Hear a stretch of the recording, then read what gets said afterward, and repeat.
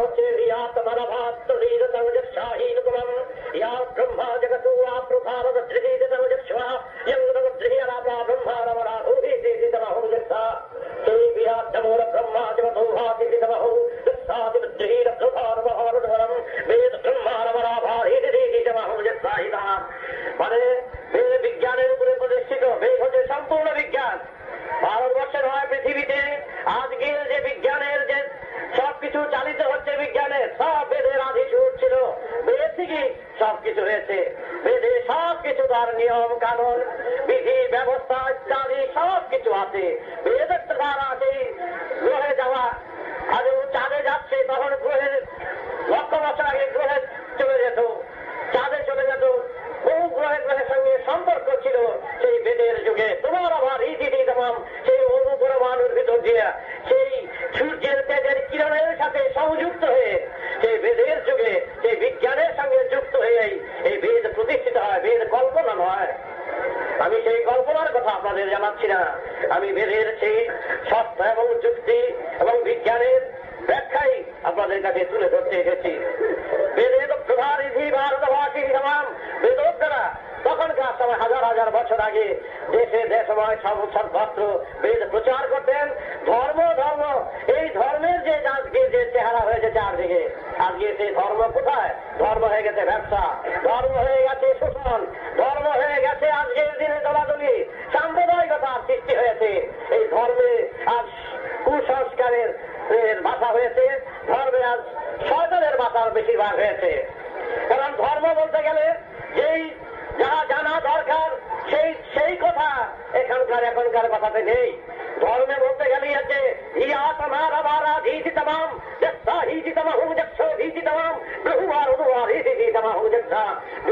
ধর্ম বলতে গেলে বলতে হবে যে আমাদের সমাজকে কে ধারণ করে আছে, কোন বস্তু ধারণ করে আছে সমাজে, আমাদের জীবনের চলার পথে, আমাদের দৈনন্দিন, আমাদের প্রচুর প্রয়োজনীয় তার দিক থেকে ধর্মের দিক বিচার করতে হবে। ধর্ম আমাদের কর্মজীবনের সবকিছুর সঙ্গে সংশ্লিষ্ট এবং যোগাযোগ। ধর্ম মায়া মোহ কাম কাঞ্চন ভালোবাসা প্রেম প্রীতি সমাজকে রক্ষা করা, দেশকে রক্ষা করা, জাতিকে রক্ষা করা। যেখানে স্বয়ং সূর্য দোয়াতে কালী হলে দেবতা মহাশঙ্কর শ্যাম নারায়ণ সিধা পারোধর তিনি নিজ হস্তে সেই ব্যাখ্যা করিলেন। ভারতে সমার নারায়ণ সূত্র ধরে দিলেন শিব শম্ভুনাথকে। নারায়ণ ব্যাখ্যা করলেন রাধাস সর্বাং রাধাসী সস্তায় বসে দেখতে শুরু করলেন। মাঝে শিভাগের বেদের থেকে আর কি পেলেন? বেদ মন্ত্র ভারাসাং জগৎ আবির মতন সেই মেঘ্র সুর আভ্র সেই আপগুলোর মধ্যে কি করলেন? আপগুলো তখন মেঘ খণ্ড ভাষান আকাশ বুকে খণ্ড বিখণ্ড ভাগরং সমস্ত মেঘের টুকরা দিয়ে কি করলেন? আকাশের বুকে লিখিলেন। এই মেঘগুলো দিয়ে মেঘগুলো বহন করলেন কি?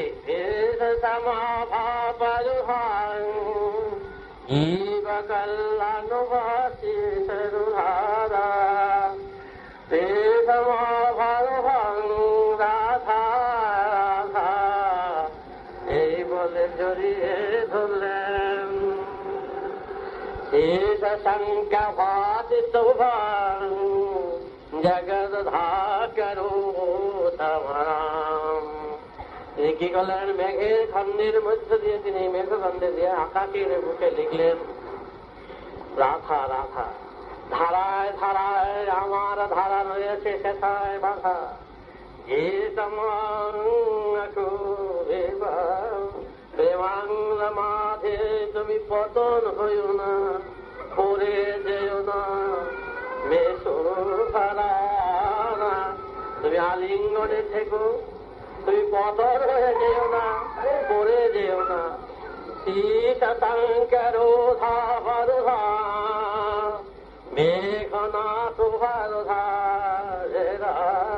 সবই দেখো এসে বলছে।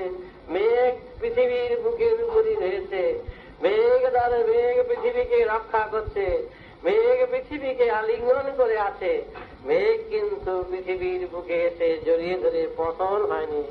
সে ধারা শঙ্কর ধান টানে ভানে জগৎ ভাকরং। কি করলেন? সেই মাঝে মাঝে তুলার বিজলির বছর পুছে পুছে সূর্যের থেকে ছিটকিয়ে ফেললেন। তুলার মুছে মুছে সেই তুলার খণ্ডে হচ্ছে মেঘখণ্ড।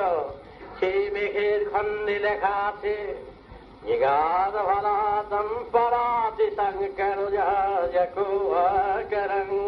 তোমরা ঠিক সেমনি মেঘের মতন হয়ে থেকো, সবার সাথে থেকো, সবার আকর্ষণে থেকো, থেকে কল্যাণ করো। আবার মুক্ত আকাশে বিচরণ করবার ক্ষমতাও যেন তোমাদের থাকে, সেভাবে বিচরণ করো। তাই মুক্ত আকাশে মুক্ত মেঘ সব আকর্ষণের মধ্যে থেকে সে নিজে বিচরণ করে, আবার মহাবর্ষণের সাথে গর্জন করে, বিদ্যুতের চমকানির সাথে সাথে সে বর্ষণে জীব কল্যাণ কর সবাইকে সজীব করে তুলছে। তারপর রাধার সাকারো, এই হলো রাধা। এ রাধা সমস্ত শুকনো দিনে শুকনো গাছে পৃথিবী যখন শুকিয়ে যেতে থাকে, তখন ধারা ধারা যত রাধা, তখন বলে হে রাধা, ওই ধারাকে স্মরণ করে। সবাই এই চাতক পাখির মতো শুধু হায় জল যেমন চায়, তখন রাধা রাধা সারাং, রাধা রাধা রাধা রাধা তেরা করো কৃষ্ণ তোমা জগৎ ভাবরাং। রাধা কি করছেন? কৃষ্ণকে আলিঙ্গন করে আছেন। আকাশ কৃষ্ণ আকাশ ভরা সারাং, জীব যথা শেষা পরো ধারা, রাধা কৃষ্ণ কে করো। রাধা কৃষ্ণ সারাধে শঙ্করা জগৎ ভাপরা, এ সমা পরো রাধা কৃষ্ণ এ জগৎ ভাতরা। কিরকম কৃষ্ণ, সেই কৃষ্ণের সাথে রাধা ধারার সাথে কিরকম মধুময় সম্পর্ক। এই অনন্ত বিশ্বের মহাকল্যাণের সারা যেন এই ধারাতে বাধা রয়েছে। তাই জীব কল্যাণে এই প্রেমকে এত বড় স্থান দিয়েছে। যে সবটার মধ্যে আছি, খুঁজে দেখবে কিছুতেই নেই। যেই মেঘের মধ্যে সাগর রয়েছে, সেই মেঘকে মেঘের মধ্যে দিয়ে দেখো উড়োজাহাজ চলে যাচ্ছে মেঘ খণ্ডন করে। সে মেঘের গায়ে কারো স্পর্শ লাগে না, মেঘেতে কোনো বাধায় আসে না। সেই মেঘের টুকরো থেকে বিদ্যুৎ হচ্ছে, মেঘের টুকরা থেকে বরফ হচ্ছে, মেঘের থেকে ঘর্ষণ হচ্ছে। আবার মেঘ শুকনো হয়ে মুক্ত আকাশে বিচরণ করছে। রাধা এবং কৃষ্ণের প্রেম হচ্ছে এইরকম। সে রাধে সাপারো ধারে শঙ্কর এ রাধা। তাই জন্য এই মহাকাশের ঝুলনায় ঝুলন করছেন সেই কৃষ্ণ এবং রাধা। হে রাধা রাধা কৃষ্ণ করো মহাপরো রাধা, রাধা কৃষ্ণ শঙ্কর। এই ঝুলনা থেকে ঝুলতে পারেন, জীবের সাথে যোগাযোগ রেখে মহাশূন্যের ঝুলনায় প্রভু ঝুলছেন। বেদ বলেছেন মহাপরো ভাকরো যে আপাধাত তোমরাও মহাবিশ্বের এই দোলনায় দুলছ অবলম্বন করে, আর প্রভু দুলছেন আকাশের বাতাসকে অবলম্বন করে।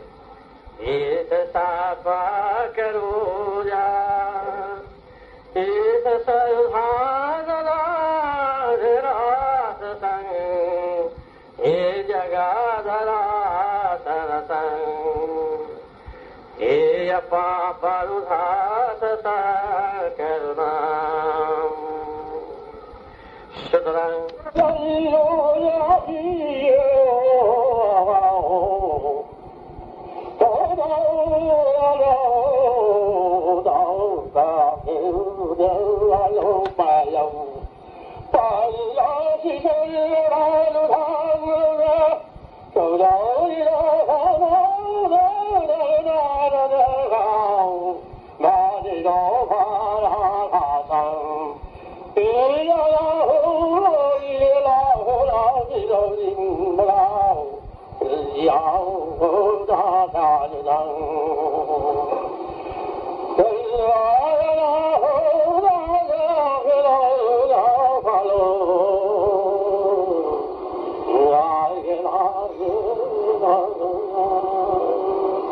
বুঝতে পারছো না কোথায় যাচ্ছে, কেমন করে যাচ্ছে, কিন্তু বুঝতে পারছে চলে যাচ্ছে। তাই তা চিৎকার করে ভাষা হারিয়ে গেছে, সুর হারিয়ে গেছে, তালে বেসুর এসেছে, তবু তারা ডাক ছাড়েনি।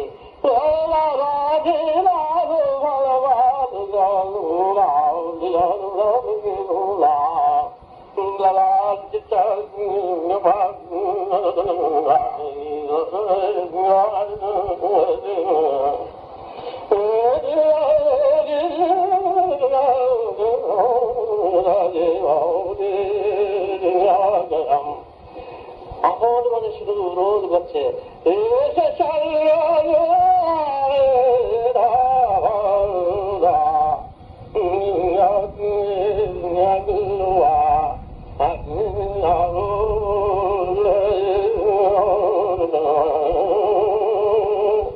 উঠে যাচ্ছে।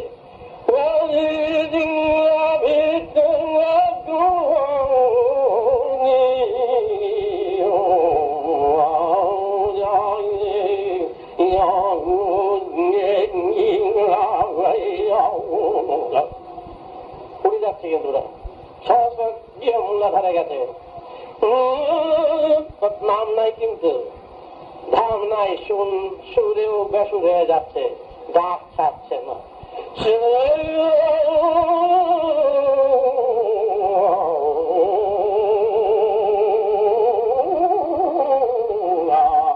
বেদ চর্চা করছে,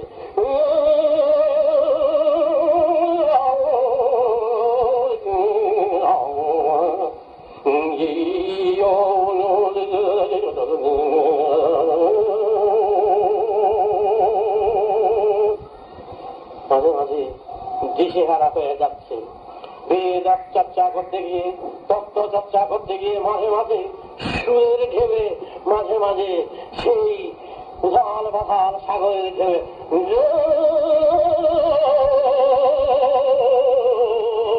সবটাই সাগরের ঢেউ, অশীত অশান্ত প্রশান্ত সাগর।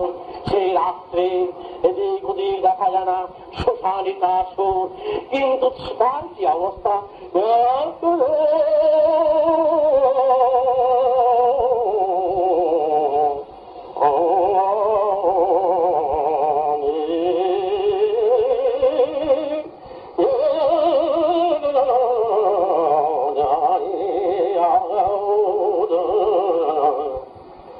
ধরতে পারছে না। কিন্তু সেখানে চিৎকার দমকা সব বন্ধ হয়ে যাবে, উপক্রম হয়ে যাচ্ছে। কিন্তু সে এদিক দিয়ে সে তার নাও সব হয়ে পড়ছে, অজ্ঞান হয়ে যাওয়ার উপক্রম হয়েছে মনে হয় যেন, কিন্তু ধাক ছাড়ছে না।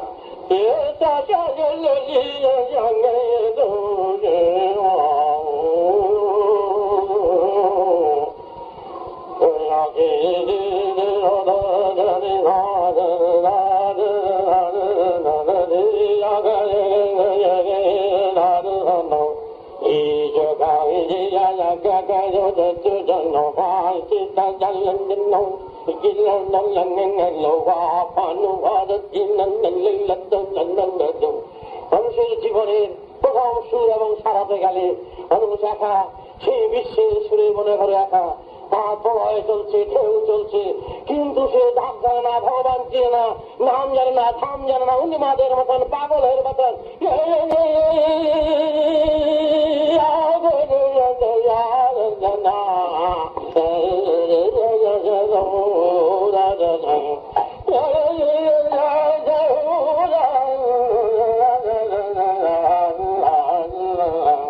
এইভাবে দেখো খেয়াল আসলো, ঠুমরি এইভাবে আছে এবং সমস্ত দেখো শেষ সুরগুলো যখন হয় তখন কিছু পথ থাকে না, তখন শুধু কান্না হাওয়া হাওয়া করে কাঁদে, কান্নার শব্দ হই কান্নার রোল রোল আর বোল অধা পোধা দিটা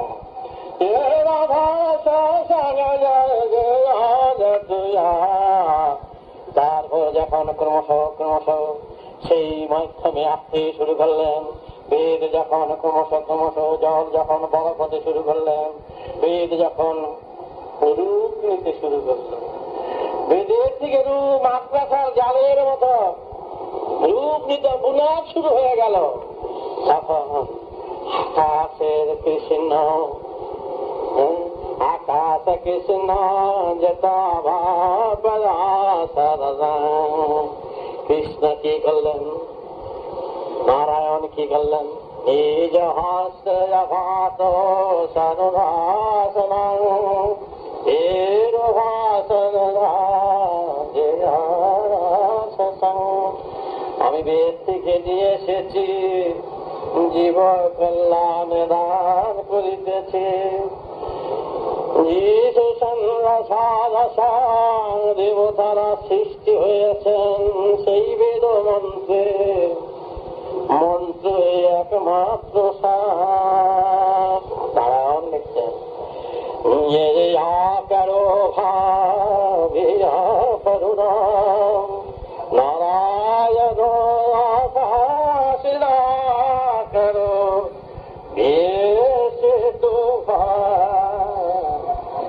আমি মন্ত্র হতে এসেছি।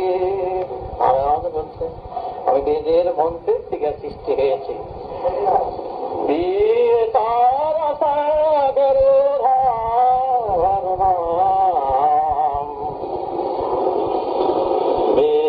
মন্ত্র ভাপর